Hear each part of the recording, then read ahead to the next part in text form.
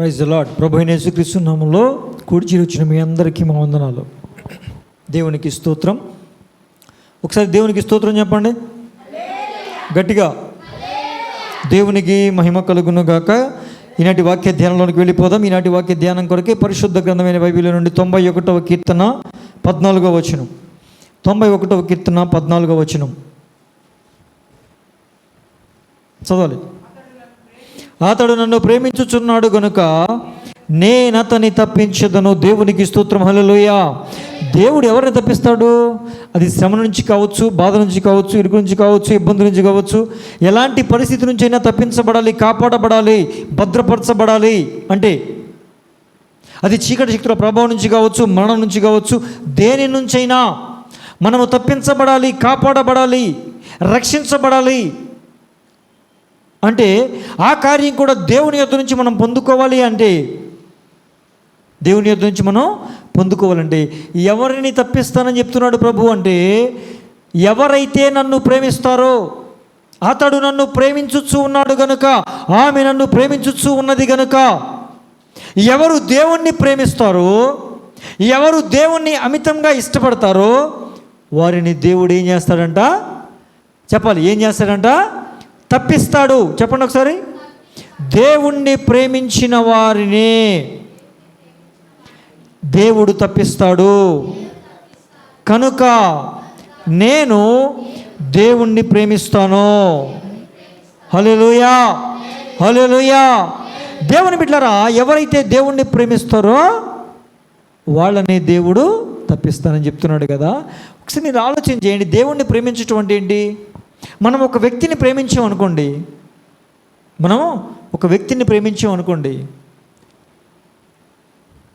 ఆ వ్యక్తిని చూడకుండా మాట్లాడకుండా ఉండగలమా?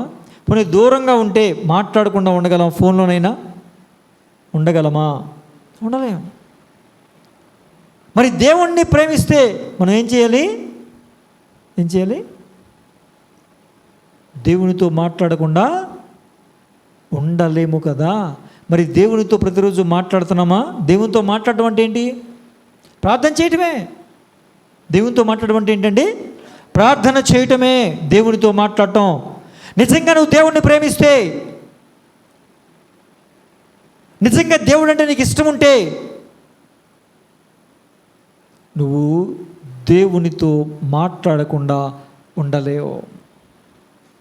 దేవుణ్ణి చూడాలి అనే ఆశ నీలో నానాటికి పెరిగిపోతూ ఉంటుంది. కారణం దేవుని నువ్వు ప్రేమిస్తావు గనుక. దేవునికి స్తోత్రం. హల్లెలూయా, హల్లెలూయా. అసలు దేవుణ్ణి ప్రేమించడం అంటే ఏంటో తెలుసా? ఇంకొక మాట చెప్దాం. ఒక వ్యక్తిని మనం ప్రేమించామనుకోండి, ఆ వ్యక్తి మనల్ని ఎంత బాధ పెడుతూ ఉన్నా కోపం వస్తుంది, చిరాకు వస్తుంది, ఏదో మాట అంటాం. కానీ ఆ వ్యక్తిని మనం ప్రేమిస్తున్నాం కనుక పదే పదే విసిగిస్తున్నా, కోపం వస్తున్నా ఆ క్షణానికి ఏదో కోపపడతాం. మరలా తర్వాత వెంటనే మాట్లాడతామా లేదా? మీరు మాట్లాడరేంటండి ఎవరిని? అంటే మీరు ఎవరిని ప్రేమించలేదు అంతే. ఇక మాట్లాడతారా లేదా? మాట్లాడతాం. కారణం ఏంటి?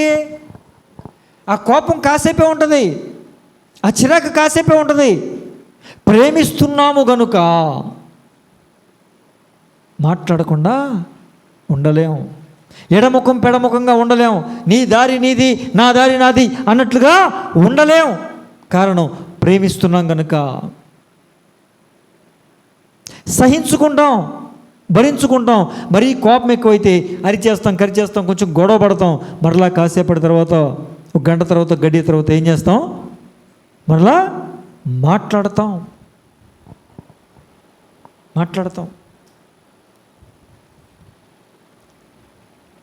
దేవుణ్ణి ప్రేమించటం అంటే ఏంటి?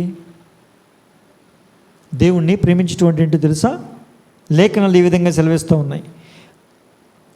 యోహాను మొదటి పత్రిక 5వ అధ్యాయం 3వ వచనంలో మనం ఆయన ఆజ్ఞలు గైకొనుటయే దేవుణ్ణి ప్రేమించుట, అవి భారమైనవి కావు అని చెప్పాడు. ఏంటంటే మనము ఆయన ఆజ్ఞలను గైకొనుటయే దేవుణ్ణి ప్రేమించుట. ఇప్పుడు చెప్పండి, ఆజ్ఞలు మనం పాటించగలుగుతున్నామా? పాటిస్తే ఎన్ని పాటించగలుగుతున్నాం, ఎంతవరకు పాటించగలుగుతున్నాం, ఎన్నిసార్లు పాటించడానికి ఇష్టపడుతున్నాం అనేది మనల్ని మనం ఒకసారి పరిశీలన చేసుకోవాలి. నువ్వు ఎంతలాగా ఆజ్ఞలు పాటించడానికి ఇష్టపడతావు, నువ్వు అంతలాగా దేవుణ్ణి ప్రేమించున్నట్లు. నువ్వు ఆజ్ఞలను పాటించడానికి ఇష్టపడకపోతే నువ్వు దేవుణ్ణి ప్రేమిస్తున్నాను అని చెప్పిన మాట అబద్ధం, అవాస్తవం. ఇక్కడేమన్నాడండి?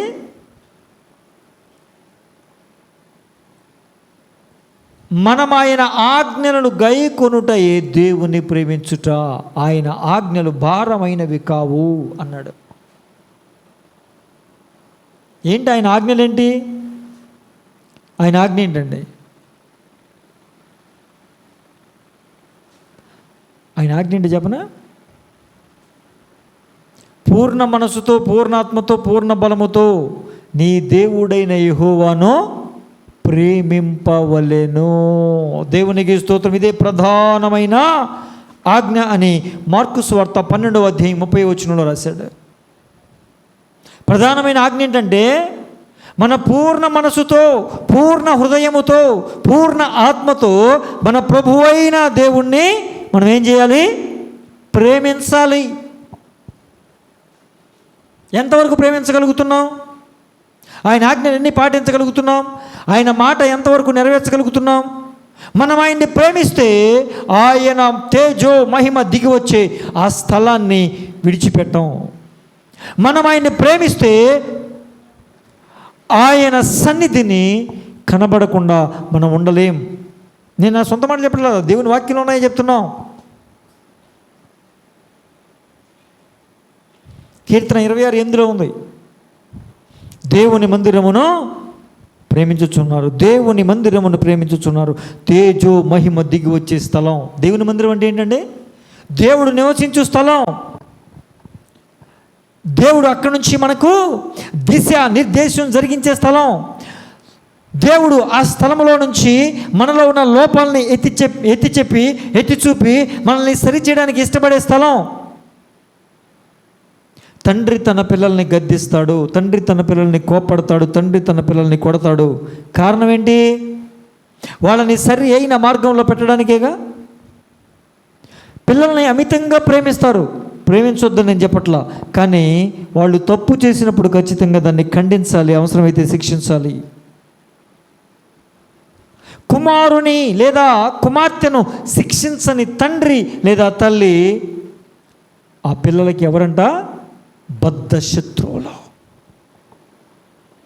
ఈ రోజున చాలామంది తల్లిదండ్రులు పిల్లలకి శత్రువులు అయిపోయారు. కారణం ఏంటి తెలుసా? వాళ్ళు తప్పు చేసినప్పుడు శిక్షించలా, తప్పు చేసినప్పుడు గద్దించలా.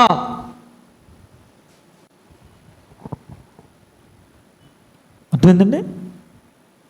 అదే తప్పు చేసినప్పుడు శిక్షించుంటే, గద్దించుంటే వాళ్ళు సరి అయిన మార్గంలో ఉండేవారు, మాట వినేవాళ్ళు, మాట జవదాటేవాళ్ళు కాదు, సక్రమమైన మార్గంలో ఉంటూ వాళ్ళు తల్లిదండ్రులను ప్రేమించేవాళ్ళు.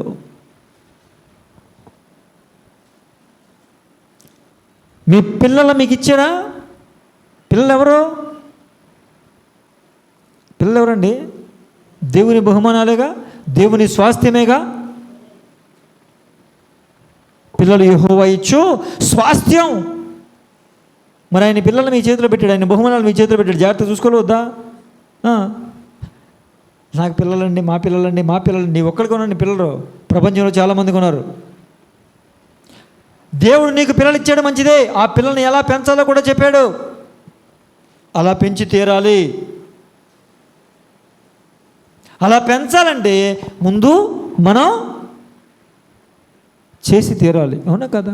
ముందు మనకు తెలియాలిగా ఎలా ఉండాలి, ఏం చేయాలి, ఎప్పుడు ఏ విధంగా ప్రవర్తించాలి, ఎప్పుడు ఏ విధంగా జరిగించాలి, దేవుడు ఈ విషయంలో ఏ మాట చెప్తున్నాడు, ఈ విధంగా నడుచుకోవాలంటే ఏం చేయమంటున్నాడు, దేవుని ఆజ్ఞ మనకి ఏమని తెలియజేస్తూ ఉంది, దేవుని మాట మనకు ఏ విధంగా మాట్లాడుతూ ఉంది అన్న విషయం మనకు అర్థం అవ్వవద్దా? ఇవేమీ చేయకుండా, దేవుణ్ణి ప్రేమించకుండా, దేవుణ్ణి ఇష్టపడకుండా, దేవుని మందిరాన్ని ప్రేమించకుండా, నేను చెప్తున్నాగా, చాలామంది క్రైస్తవులు, ఈ రోజున చాలామంది క్రైస్తవులు, మీరనే కాదు, క్రైస్తవ లోకం చెప్తున్నా, చాలామంది ఎలా ఉన్నారు? దేవుని మందిరాన్ని ప్రేమించరు. ఆవిడో ఫంక్షన్ అంటే వెళ్ళిపోతారు, ఈడోడో పెళ్ళి అంటే వెళ్ళిపోతారు, ఆవిడో కార్యం అంటే వెళ్ళిపోతారు, చుట్టాలు వచ్చారంటే రారు మందిరానికి, చిన్న కష్టం వస్తే రాదు, చిన్న జ్వరం వస్తే రారు. దేవుని సన్నిధికి వస్తే ఏమొస్తుందండి? స్వస్థత వస్తుందిగా, ఆరోగ్యం వస్తుందిగా, బలం వస్తుందిగా, విడుదల వస్తుందిగా, కార్యం జరుగుద్దిగా, తెలుసుగా.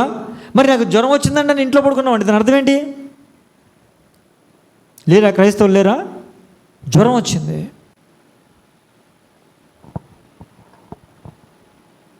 మందిరానికి వస్తే దేవుడు విడిపిస్తాడు, స్వస్థత ఇస్తాడు. హాస్పిటల్ మెట్టెక్కే అవసరం కూడా ఉండదు.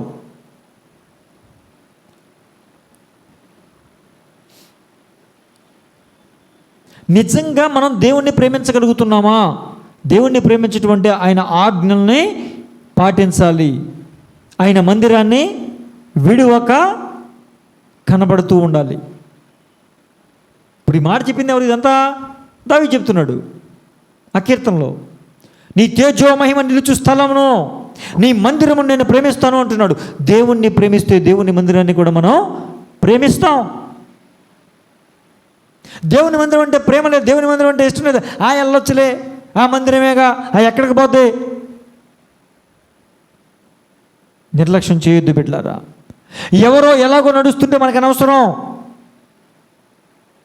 మనమేంటి, మన పరిస్థితి ఏంటి, దేవుడు వాక్యం ద్వారా మనతో మాట్లాడుతున్న మాట ఏంటి, దేవుడు వాక్యం ద్వారా మనతో మాట్లాడుతున్నటువంటి విషయాలు ఏంటి, దేవుడు దైవజనులలో నుంచి మనతో మాట్లాడుతూ తెలియపరుస్తున్నటువంటి విషయాలు ఏంటో మనం గ్రహించుకున్న వారమై చాలా జాగ్రత్తగా జీవించాలి.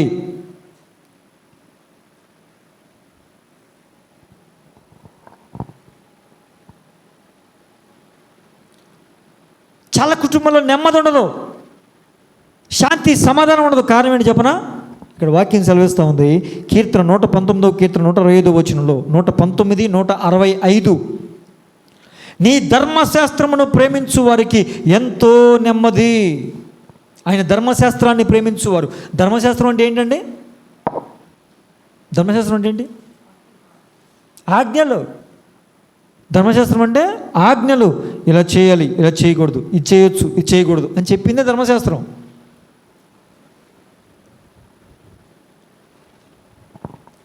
ఆ ధర్మశాస్త్రాన్ని ఎవరైతే ప్రేమిస్తారో, ప్రేమిస్తే పాటిస్తాంగా, అవునా కాదండి?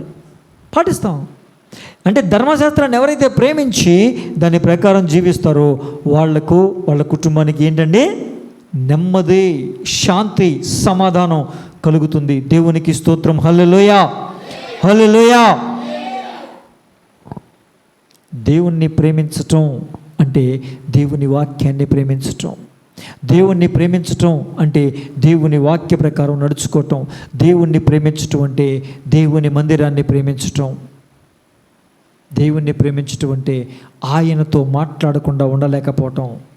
దేవుణ్ణి ప్రేమించటం అంటే ఆయన మనతో మాట్లాడాలి, మనం ఆయనతో మాట్లాడాలనుకోవడం. హల్లెలూయా, హల్లెలూయా.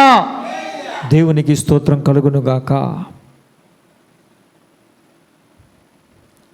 ఆయన్ని ప్రేమించంగానే ప్రార్థన ఎలాగ చేస్తాం? కష్టం వచ్చినప్పుడు, బాధ వచ్చినప్పుడు, ఇరుకు వచ్చినప్పుడు, ఇబ్బంది వచ్చినప్పుడు ప్రార్థన ఏమని చేస్తామంటే, అయ్యా నన్ను ఇది తప్పించయ్యా, ఈ బాధలోంచి తప్పించయ్యా, శ్రమలోంచి తప్పించయ్యా, కష్టంలోంచి తప్పించయ్యా, ఇరుకులోంచి తప్పించయ్యా, ఇబ్బందిలోంచి తప్పించయ్యా, రోగంలో నుంచి తప్పించయ్యా, అప్పులో నుంచి తప్పించయ్యా, తిప్పలు రాకుండా సహాయం చేయ ప్రభు అని ప్రార్థన చేస్తాం. ఎక్కడ జరుగుతుంది? ఈ 91వ కీర్తన అంటే అన్నీ కూడా ఎలా తప్పించబడతావు, ఎలా కాపాడబడతావు అని చెప్పుకుంటూ వచ్చాడుగా. ఆ చెప్పుకుంటూ వచ్చిన ఆ మొదటి వచనంలో ఏమంటాడు? మహోన్నతుని చాటున నివసించువాడే, సర్వశక్తుని నీడను విశ్రమించువాడు. అదేందండి?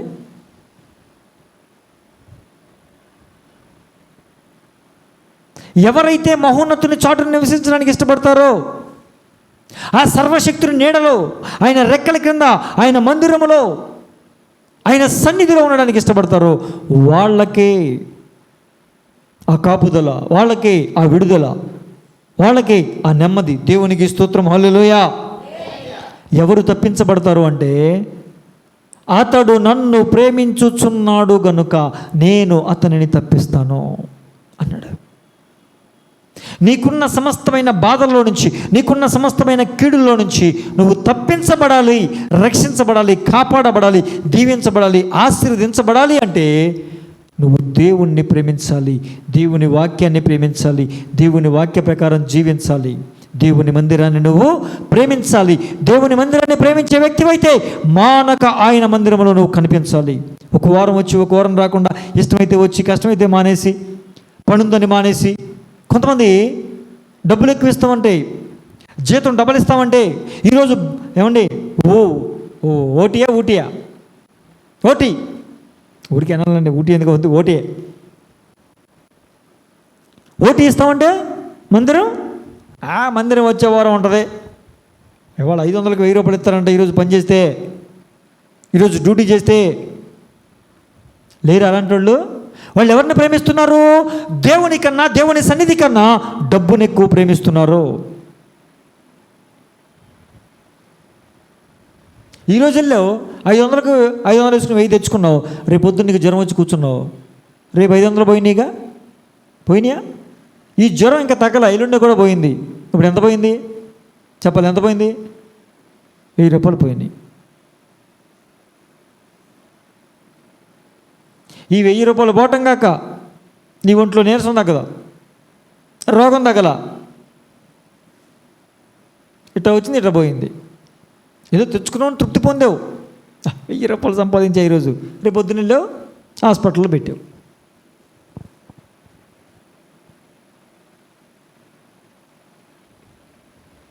దేవుని బిడ్డలారా, దేవుణ్ణి ప్రేమించే వారముగా మనం ఉండాలి. దేవుని మందిరాన్ని ప్రేమించాలి. దేవుని మందిరాన్ని ప్రేమిస్తే దీవెనలు మనపై కుమ్మరించబడతాయి. చాలామంది దేవుణ్ణి ప్రేమించరు కానీ మనుషుల్ని ప్రేమిస్తారు. దేవుడి మాట వినరు కానీ మనుషుల మాట వింటారు. దేవుడి మాట పెడచెవిని బిడేస్తారు కానీ మనుషుల మాటను తూచా తప్పకుండా పాటిస్తారు. అదేందండి, వాళ్ళు ఎవరో అంటారు, ఏదో చెప్తారు, ప్రతి వారం వెళ్ళిపోవాలంటరా, వచ్చేయి. వినాలండి?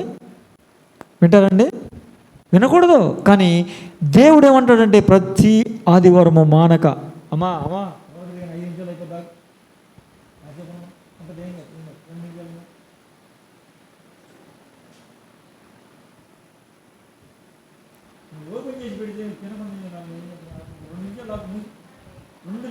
అయిపోయింది. అర్థమైందా బిడ్డలారా? కనుక మనం ఎలా ఉండాలో చెప్పండి, ఎలా ఉండాలి? మనం దేవుణ్ణి ప్రేమించాలి. దేవుణ్ణి ప్రేమించడం అంటే ఏంటి?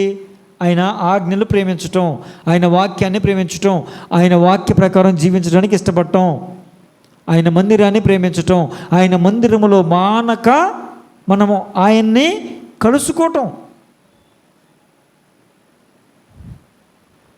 అప్పుడే నువ్వు తప్పించబడతావు, రక్షించబడతావు, కాపాడబడతావు, ఆశీర్వదించబడతావు, దీవించబడతావు. కనుక ఈ లోకమును కానీ లోకములో ఉన్న మనుషులను కానీ ప్రేమించక దేవుని కన్నా అమితముగా ఎవరిని ప్రేమించకూడదు. ఆయన తర్వాతే ఎవరైనా. నా భార్యను కూడా దేవుని తర్వాతే ప్రేమించాలి, నా భార్య కూడా నన్ను దేవుని తర్వాతే, పిల్లలను కూడా దేవుని తర్వాతే, పిల్లలు కూడా నన్ను దేవుని తర్వాతే. ముందు ఎవరికి ప్రేమ? మనం అందరికన్నా ముందు ఎవరిని పెట్టాలి? దేవుణ్ణి పెట్టాలి. దేవుణ్ణి ప్రేమించిన తర్వాతే దేవుని తర్వాతే ఎవరైనా. ఎందుకంటే దేవుడు ఇచ్చిన వారే వీళ్ళందరూ. దేవుడు ఇవ్వకపోతే వీళ్ళందరూ ఎక్కడ తెచ్చారు? దేవుడు ఇవ్వకపోతే వీళ్ళందరూ ఉంటారండి? కనుక మనం దేవుణ్ణి ముందు పెట్టాలి. ఏ విషయంలోనైనా, ప్రేమించే విషయంలో కూడా ఖచ్చితంగా మనం ముందు పెట్టాలి. ఆయన చెప్పిన ఆజ్ఞలన్నింటిలో ప్రథమమైనది, ప్రాముఖ్యమైనటువంటి ఆజ్ఞ ఏంటంటే దేవుని ఆజ్ఞ. దేవుణ్ణి, నీ దేవుడైన యెహోవాను పూర్ణ మనసుతో, పూర్ణ ఆత్మతో, పూర్ణ బలముతో, పూర్ణ హృదయముతో ప్రేమించుటయే ప్రధానమైన ఆజ్ఞ. దేవునికి స్తోత్రం. హల్లెలూయా, హల్లెలూయా. ప్రేమిద్దామా? దేవుణ్ణి ప్రేమిద్దామా? ఎప్పటి నుంచో జరిగిపోయింది. ఇక్కడి నుంచి అయినా దేవుణ్ణి ప్రేమిద్దామా? దేవుని మందిరాన్ని ప్రేమిద్దామా? మానక దేవుని మందిరంలో కనపడదామా? చెప్పాలి. దేవుని చేత తప్పించబడదామా? రక్షించబడదామా? కాపాడబడదామా? దీవించబడదామా? ఆయన ఇచ్చే ఆశీర్వాదాలు పొందుకుందామా? ఆయన చెప్పిన ప్రతి మాట చొప్పున మనం జీవిద్దామా? అట్టి కృప ప్రభు మనందరికీ దయచేసి నడిపించునుగాక. మనమందరము కూడా దేవుణ్ణి అమితముగా ప్రేమించేవారముగా, దేవుని మందిరాన్ని అమితముగా ప్రేమించేవారముగా ఉందుముగాక. ప్రార్థన చేసుకుందాం.